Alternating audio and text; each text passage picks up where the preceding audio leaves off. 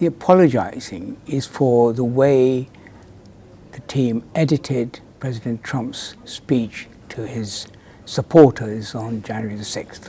At a time when the lines are being dangerously blurred between fact and opinion, news and polemic, the BBC stands apart.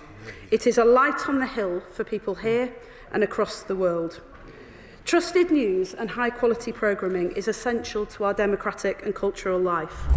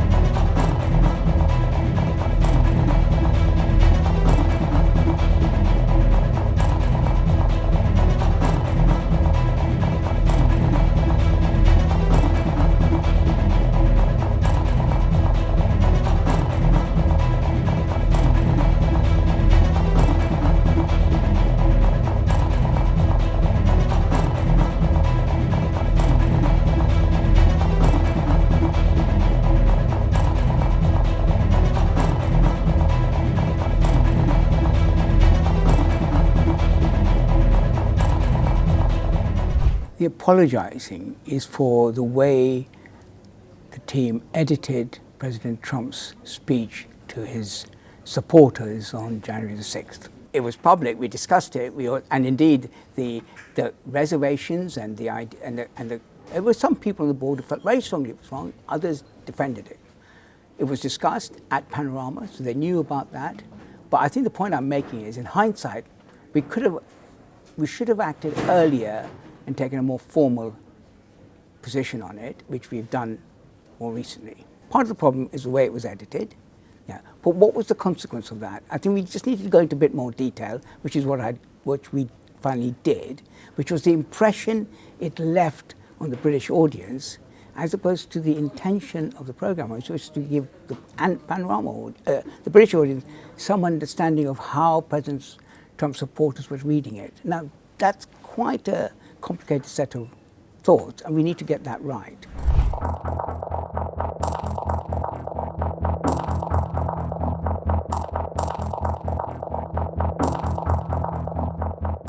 The House will know that yesterday the chair of the BBC, Samir Shah, wrote to the Culture, Media and Sports Select Committee. He accepted there had been editorial failings and committed to a number of steps in response. Dr. Shah believes that our national broadcaster, which remains one of the most trusted sources of news in our country, has a responsibility to uphold the highest standards. I agree. Over the past week, I've been in regular contact with him and his team to ensure that where these standards have not been met, firm, swift and transparent action follows. I welcome the steps that have already been set out, and I will keep the House updated as the BBC leadership grips these issues. The concerns that have been raised are serious in and of themselves, but some in this House have gone even further, suggesting that the BBC is institutionally biased. It should not be lost on us that the BBC has faced criticism from all sides for its coverage of highly contentious and contested issues. There is a fundamental difference between raising serious concerns over editorial failings and members of this House launching a sustained attack on the institution itself. At a time when the lines are being dangerously blurred between fact and opinion, news and polemic, the BBC stands apart. It is a light on the hill for people here and across the world. Trusted news and high-quality programming is essential to our democratic and cultural life.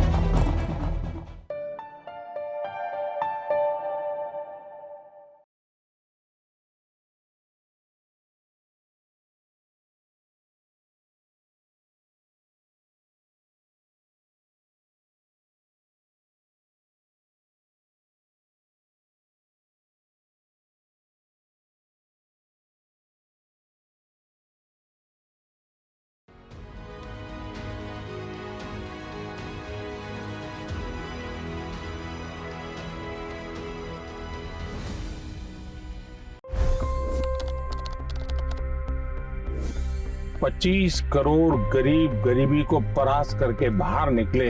For the good of our nation, let's work together and let's truly make America great again.